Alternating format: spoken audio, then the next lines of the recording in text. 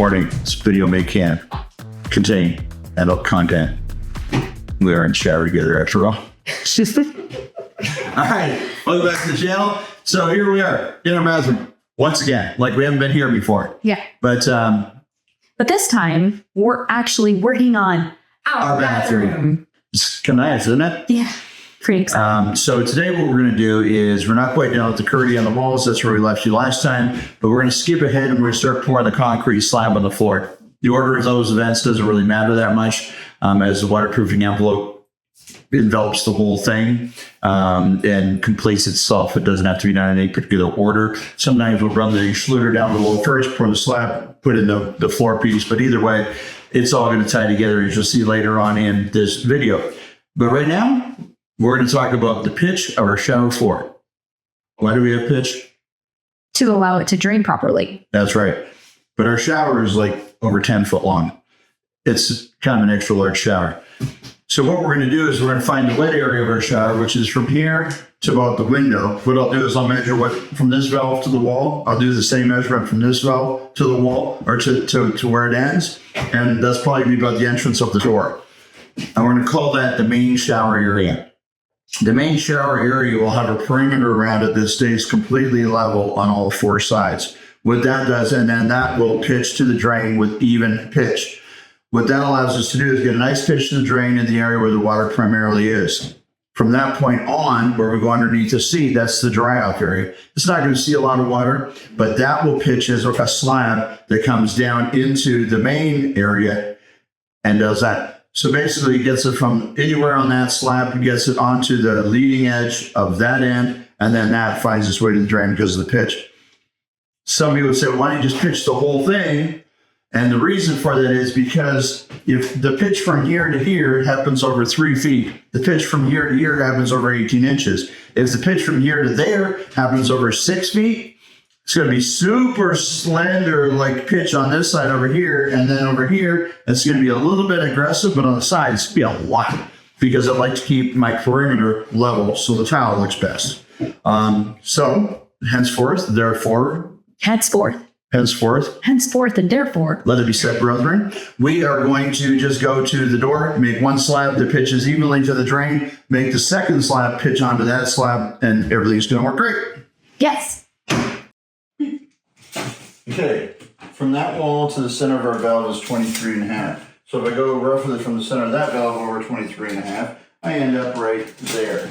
That means I've got the same amount of pitch on this side of this valve as I have on that side of that valve.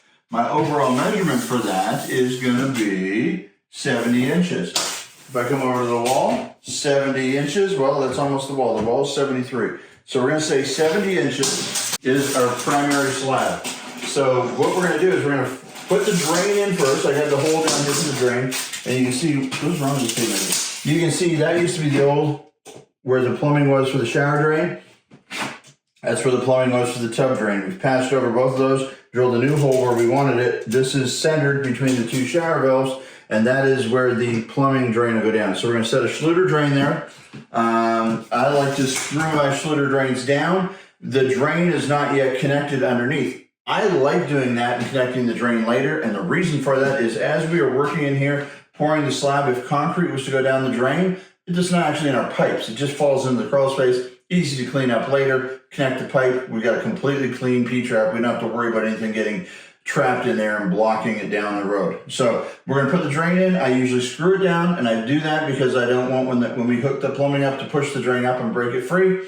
I'll screw the drain down. I'll put the perimeter screed boards in, and then we'll go ahead and we'll mix up a bunch of concrete, and we're going to get this thing poured and formed today, and I'm going to show you how to screed a pan, and let's do it.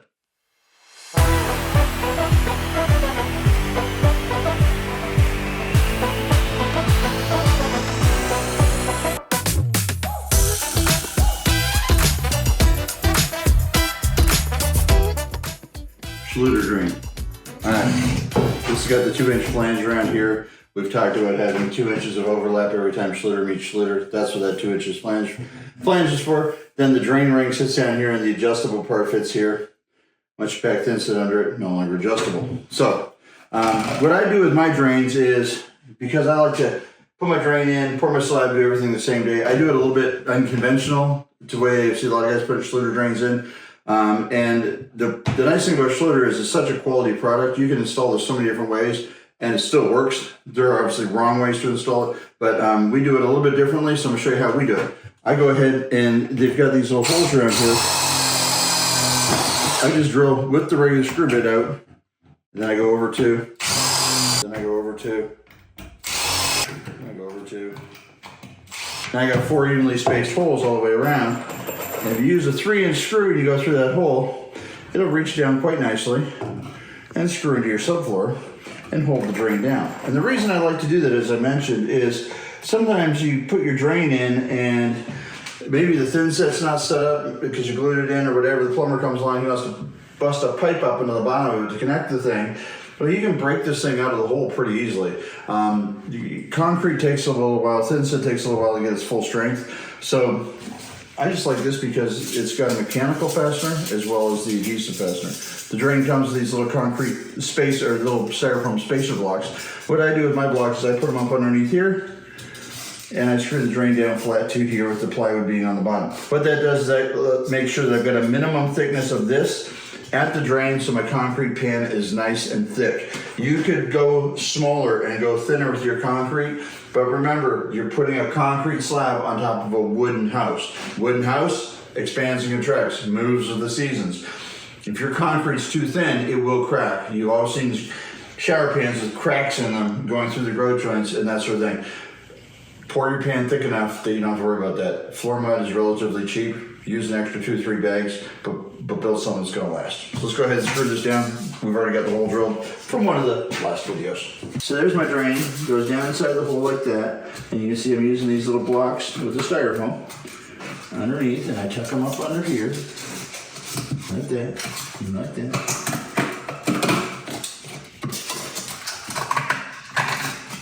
When I'm in here screeding my mud to this, I don't have to worry about this thing going anywhere. I don't have to be gentle under it. I don't have to worry about not touching it or not nudging it or whatever. It's a solid installation. It's like, I mean, already you can feel how firm that is. Now we're gonna go ahead and screw it down.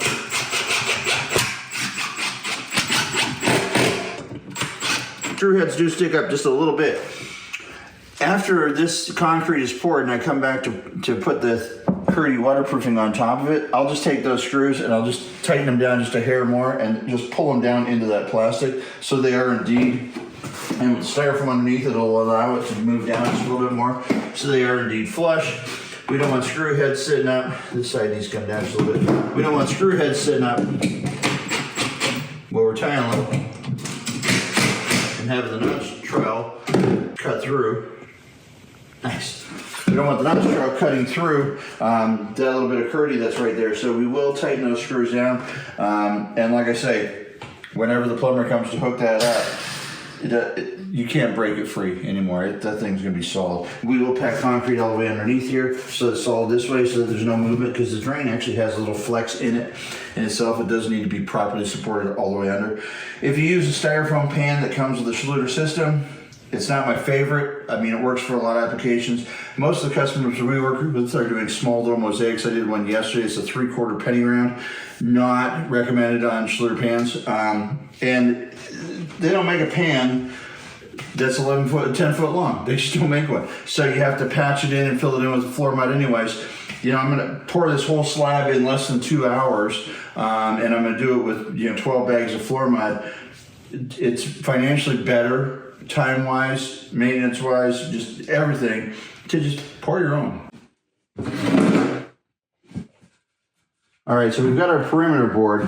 We said we were gonna come over here 70 inches. I've cut this to 69 1/4 so that the end one can butt on here, and that gives us our full 70 inches.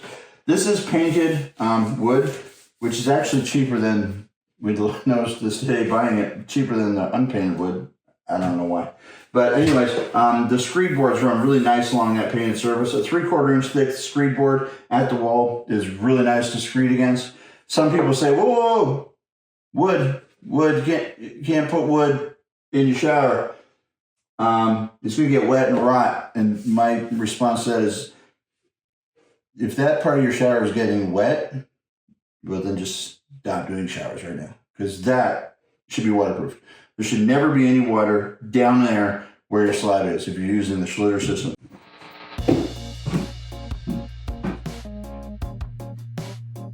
Recommended pitch is a half bubble.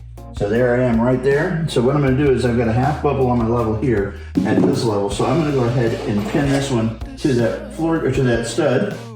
So it's locked in, and then I'll level the actual stick. Okay. Now if I level that stick, I can go all the way around, keep everything level, and I've got nice even pitch to my slab on all four sides. Look at that. P, P. Pipe, pipe. I marked them ahead of time on the plywood, so I didn't have to worry about running a screw into them at this stage of the game. I also marked my studs. Remember I told you about my shirt? My mama didn't raise any dummies. If she did, I think it was my brother.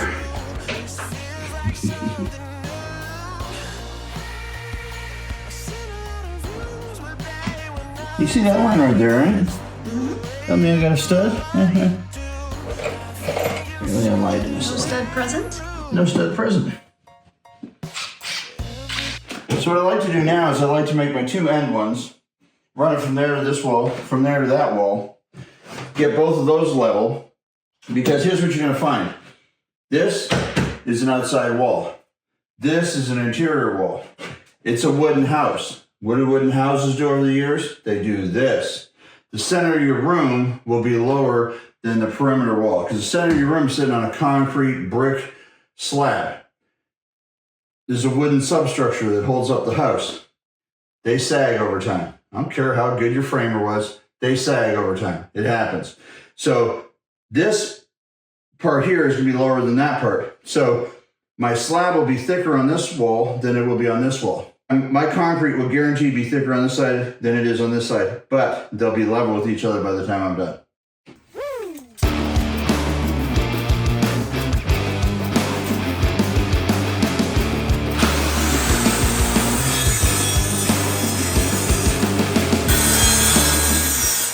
All right, I cut these so they're intentionally just a hair long because I want to put them in with a force fit. And the reason I want to do that is I can't really screw that one in that well. Two reasons. One, there's a valve here. I got two pipes coming through this wall here. Second, there's a pocket door there. And it comes back to here. So I can't screw in there. I'm going to hit the pocket door. So can't really screw into this wall at all. So I made it a tight fit. And then I'll push the other one up against it and maybe, toenail them together in the corner so that the two side ones hold up the end one. But just, take it ahead. Take it ahead. That's good right where it is. Oh, repair my battery is, Dead. Flat. Time to get a new battery. We pause this bathroom makeover for an update on our garden.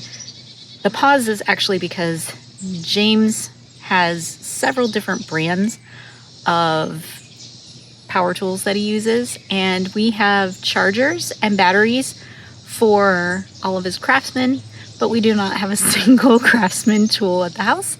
So in frustration, he has run up to the shop to grab Craftsman tools so we can continue with the bathroom. These things happen when it's for our own house. So anyway, let's get back to the garden. Lovely, lovely tomatoes. We've already been eating quite a few of our cherry tomatoes, and I've got a couple of these big guys. You can see cherry tomatoes are kind of growing throughout. My tomato plants have kind of intermingled with one another, so it's just kind of one big giant bush at this point. I had mentioned with the pepper plants, we had a pepper on each plant and no more peppers, but I'm seeing little blossoms of hope on this guy. Quite a few flower blossoms going on, and as I'm speaking, I've got a little bumblebee buzzing around pollinating my garden, which makes me very happy. Cucumbers are totally taking over the garden. I keep having to unwind them They're like crowding into my green beans, and it's like winding itself around that pepper plant over there. So I'm gonna have to unwind it again and pull it back. But yes, it's just kind of totally encroaching the garden space at this point. And if you recall, I was kind of disappointed on how my zucchini plants were doing. One of them I just totally pulled up because it was doing absolutely nothing, but this one just decided to take off. It has blossomed. I don't see the flowers anymore, and I'm not quite sure. I don't see any zucchini growing yet. So yesterday we had a pretty good storm come through, and with that, the only complaint I have about where our garden space is we have so many stinking pine trees that I have to keep clearing out the pine needles. We call it pine straw in the South, but I keep having to clear that out of the garden because I don't want the soil to get too acidic. So I keep clearing that out. We just had a storm, so it's full of needles again. And James and I just cleaned out the gutters, and they're furry again.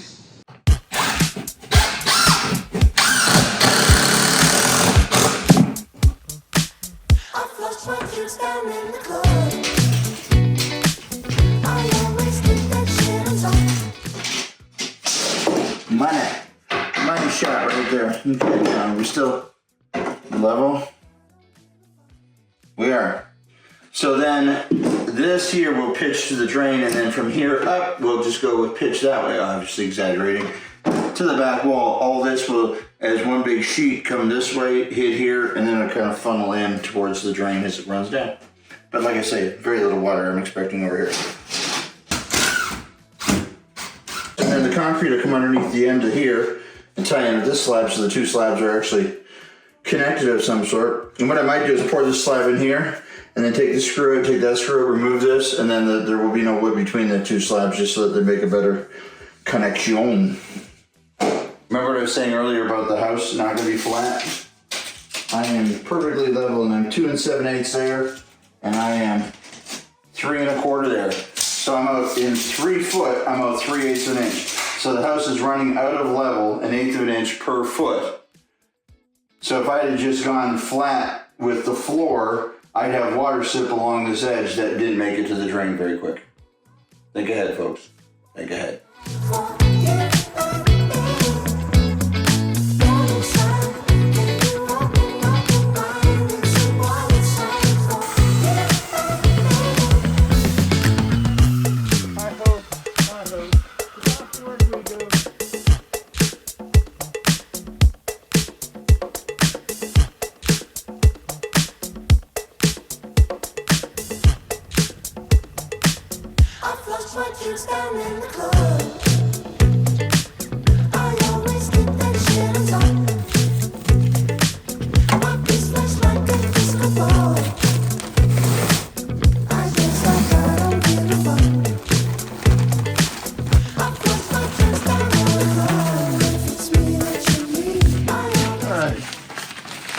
Time to pour some concrete.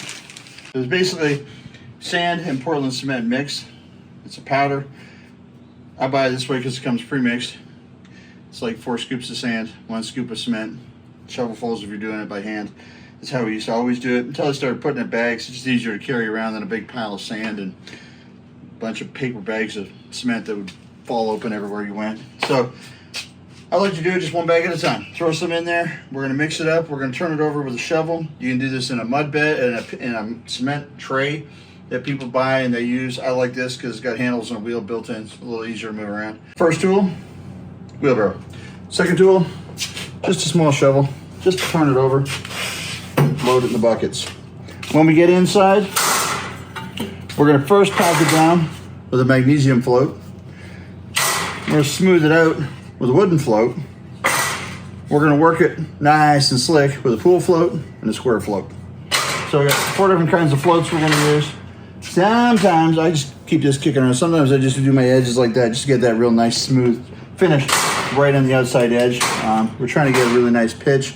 You don't want a slab that's rough because it can make flat spots. And then depending on what tile you use for your shower floor, it can puddle or do whatever. So, and then all these little selections of wood, these are just different screed boards, and you know, everything from, if you're doing a little tiny drain up by the wall, working your way up, with a lot of different screed boards. We're screeding from the drain to that white board, the painted board we put all the way around the edge. So, wells, we might need a big one like this to go from the drain to the corner. When we come up on that side, we're gonna need to step down to a smaller one. So we just go from screed board to screed board, change them around. I take them all with me everywhere I go, so I know I've got what I need. Just what I do. All the tools at the end of it go back in the wheelbarrow. That's got a parking spot at the shop, and it stays there until we do the next slab, or yard work, one of the two.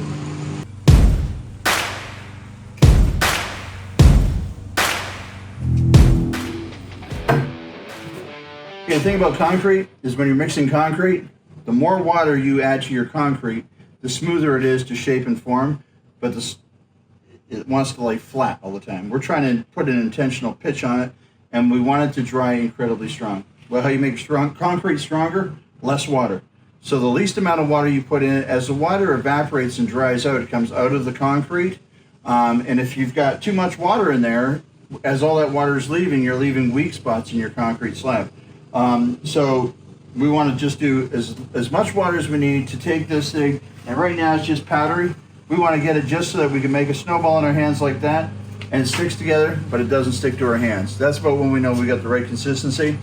If you get too much water for doing what we're doing, the trowels start to stick to it, and it gets it's messy to work with. So minimum amount of water. It's a little slow process to turn it in and that. They do make a drill and a bucket for this. But, you know, to each their own.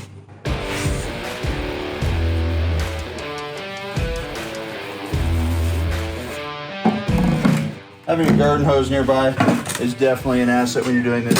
Trying to add water in from a bucket or whatever, slow the process down.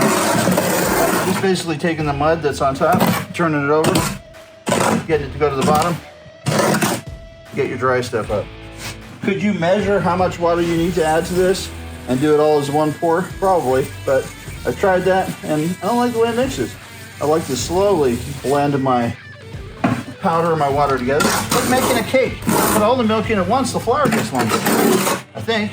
I don't know. I don't bake cakes.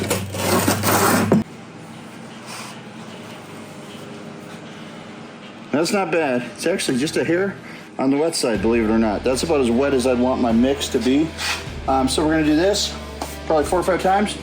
We'll take it in, we'll put it in the corner of the shower, because that's not gonna go very far at all. I can't even fill a corner with that. So we're gonna just make a few batches of this, get it in there, and when I've got plenty of mud to work with, I'll start the shaping process. Jen's gonna come back out here and do this 37.6 more times.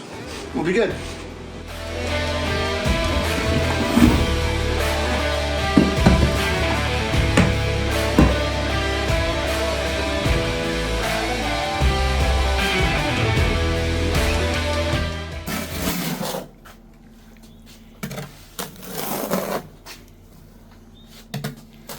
Well, it's just a pretty face. She's in there working that concrete. Look at the arms. Chick's been working out. A little bit.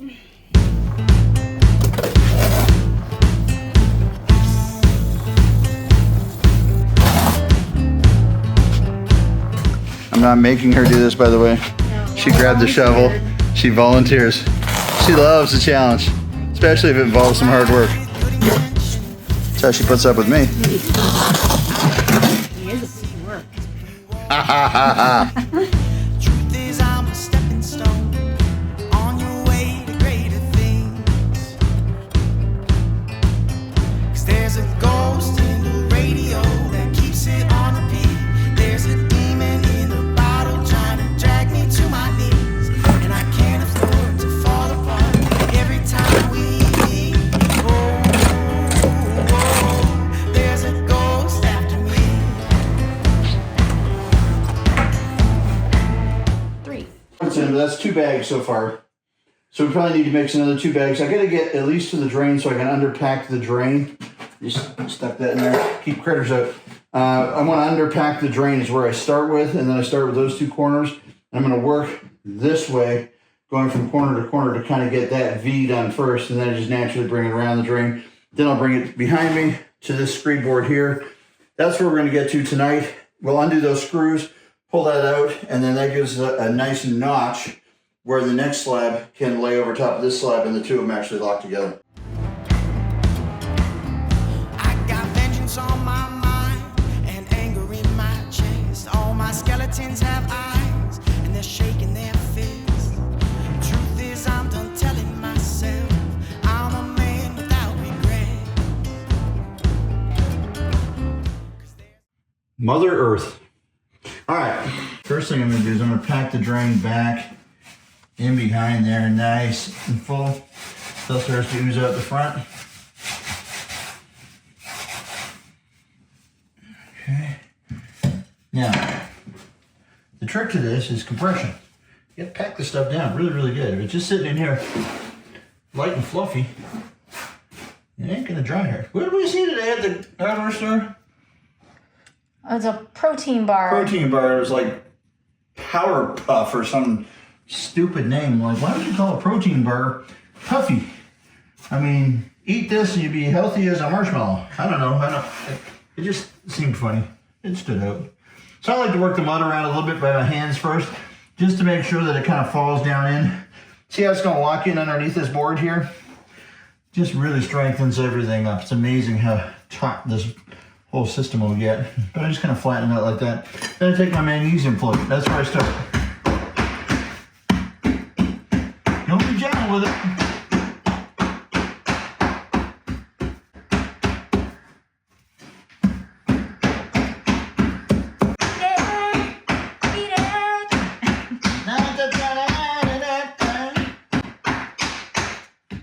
So, it's pretty good, right? No, not at all. It's really bad. So, but it is compacted. It is in there tight. Now I can work on the V going to each corner. So I need to find my screed boards. I do that with the same float. Just pull the mud back like this with the end of the float. I just want to see screed boards. So you can see how high I am now from here to here. I go up and over. So the general idea then is you find the board that's the right length. So this one looks like it works front to back. And we got to take this and we just got to kind of work a flat line. So I got to get down one end and then wiggle the other end until it touches where it's supposed to be. Now that is the pitch we want all the way around from there to there, straight line, no humps, no bumps, no water taking forever to get to the drain. Now you can just kind of work it back and forth. You can go one way, you can go the other way. Is it time consuming? Oh yeah. But it's packed in there well, and it's gonna make a great slab. You can see if I go too much further, with my screed like this, I'm gonna come off my drain. So I'll go switch to one of my larger boards. Every once in a while, pull the mud back away, all right? It's like a snow plow. If you get too much snow on the front of it, it can't move anymore. So pull some mud away, pull it over here. You're gonna need it next. The mud's making my screed board rise up, so I gotta go back and reset it and do it again. See how I got mud down here? It means my screed board's not touching my ledger board. I don't know if those are the proper terms for them. It's what, for the purpose of the video, I've decided to call them. I don't normally say anything about them, I just, do it. It's funny how when you shoot a video, all of a sudden you gotta like call things something like, this is my whatever, this is my whatever. And you don't do that when you're actually working, you just, video problems, production issues, we'll call it. So I've got a longer screed down here. This is the next size up. So, and see, what you want to do is, you can't just use a long screed and start with it, because this end here can't touch over here.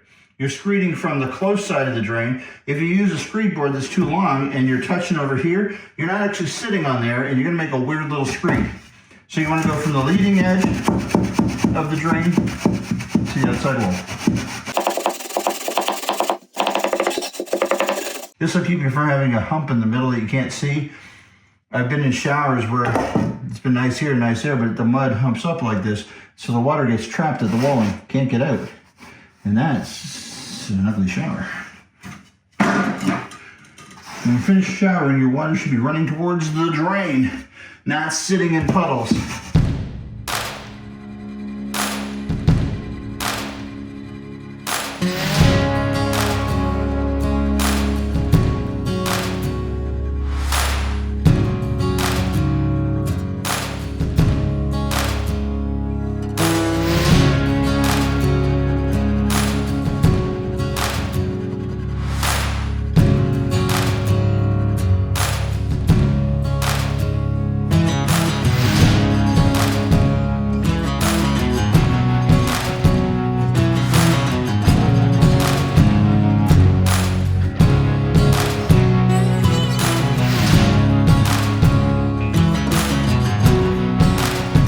Now we're not looking for a perfectly shiny, polished surface here. We're looking for a surface that's still rough enough that the thin set's gonna grab it, hold the curdy in place.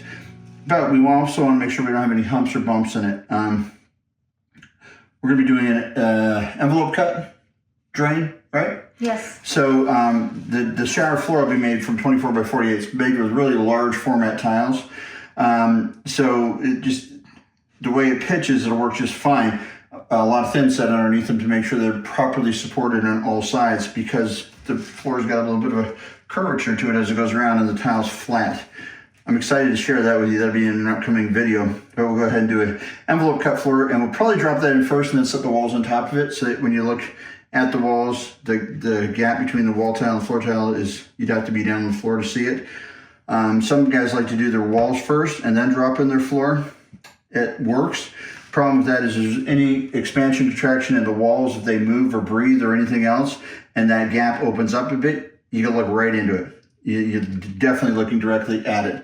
Where we do the floor first to set the walls on top of it, if this moves at all, there's no gap. You can't see into it, there's no gap. So keeps the shower looking nicer, longer.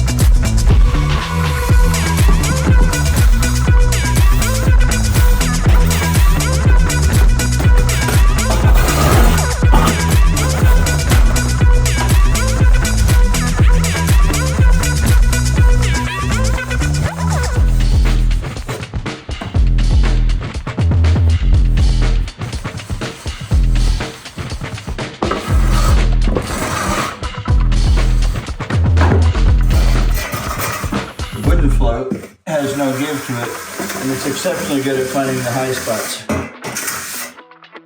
not so much the low spots. And a high spot right there, you can see it, but it's because I haven't been able to screed all the way back yet. But the wooden float will do that. The metal float's got a little bit of give to it, so it'll tend to ride up and down on those high and low spots, but it smooths it out like nothing else. So you gotta use the right tool for the job. Wow, one more batch I think, and we're good. One more bag? One more bag. Keep bringing it up. Yeah? Yeah, as I pull this bag. So close. Yeah. That is one mighty fun looking shower pan, James. Not bad, right? Not bad for your first time. Yeah. The funny thing is, this is only 2/3 of it. Yeah, It'll be an awesome shower. it will be. Can't wait. Stepping out onto the heated floor. All this niche space. All the shower products they make. This pleases me. So some of you may ask, why a heated floor? You live in North Carolina? Well, when you have shower glass and not a door to hold in the heat, you kind of want the room a little warmer, on the warmer side. And so to eliminate feeling drafty, we thought heated floor, right? Yeah, and you know, a lot of people, when we put heated floor, a big chunk of the money goes to the electrician to go ahead and bring a circuit from the panel board all the way to the bathroom. Our panel board's as far away from us in this house as we can get. Costs a lot of money to run a home run line from there to here. But you'll remember way back when, we took out a jacuzzi tub. What does a jacuzzi tub have? A motor. What does that motor require? A dedicated line. We're back. Technical glitch. Her finger was hitting the screen and I just went away. All of a sudden I was looking at home screen apps. Sorry. So, but in this wall, we have a dedicated box, which is the power that came from the tub, already pulled up, and we showed you how we're gonna pull that wire up. That'll be coming next. So plywood underlayment's gotta come up. We're putting down a Curdy heat underlayment, and we'll show you how that works, and string a wire, show you how that works, show you how to figure what size wire you need. And then when we step out of the shower, warm toesies. Warm toesies. Okay, so we laid this slab on Saturday. It's Monday, just after lunch here, and I came and took those screws out, and you can see how nicely that's dried there. That gives us a good crisp flat edge that we can screed against. So we'll be screeding against this top edge up here, and then that little step edge will be what helps lock the two slabs together. So let's get the screed boards over here now, and they're going to run from that point, and they're going to come uphill 1/4 inch per foot. We'll get that done. It's about 4 feet, so it'll rise about 1 inch, and that'll give us nice pitch here. So when you're back here and you walk into the shower, slight pitch going this way, and then all the pitch goes down to the drain. So a little dry off area here, and everything that gets wet there just runs down to the regular shower drain. All right, so you can see there, I took out the board from here. I've added the side ones, inside, outside, and I put my board across the back. I don't have my cement board up there yet, but that won't matter. I'll just run the slab right back there, and we'll set the cement board on top of the screed board. All gets covered in waterproofing, and none of it's exposed to water. So that's the next slab there. We have about 1/3 of the shower left to go.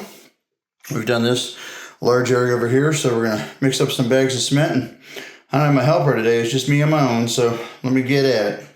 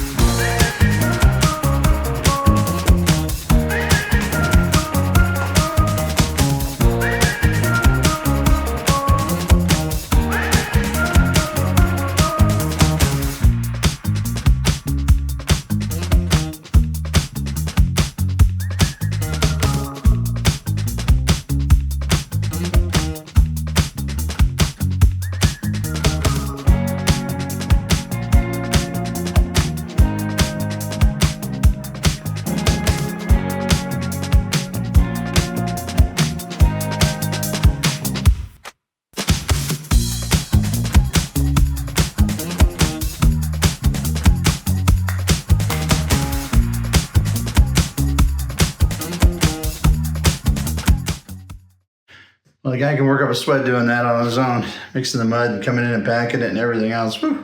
I tell you what, pretty happy with that.